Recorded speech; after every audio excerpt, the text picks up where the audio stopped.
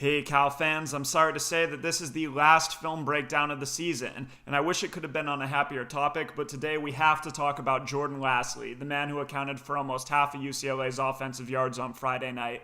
Now, before we get started, just to deal with the elephant in the room, Cameron Bynum had a rough game Friday night, and that's going to happen, especially for a redshirt freshman. A cornerback's going to struggle sometimes, and it's on the rest of the team to pick him up when he's having a bad game. And so this video is not about piling on Bynum, but it's about looking at why we weren't able to help him when he was clearly having a tough night.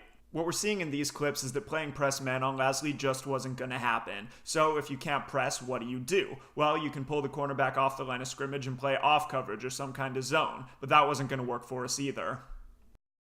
Your next option is going to be to put a safety over that struggling corner, and that's what I've shown here.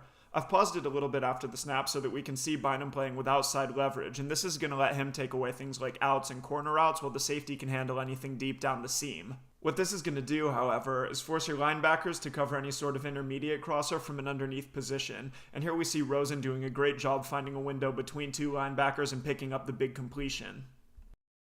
This is a good play, and this ability to throw over the middle is part of what makes Rosen so good, but we're also helping him out a little bit by having all of our linebackers at only about 6 yards from the line of scrimmage. If this middle linebacker dropped farther, it would have made the lane a lot muddier for Rosen and would have increased our chances at an incompletion, or at least a contested throw. Instead, our linebackers are being held by these underneath crossing routes, even though it's a 3rd and 10, and that's what gives Rosen the space that he needs behind the linebackers and underneath the safeties to get this completion.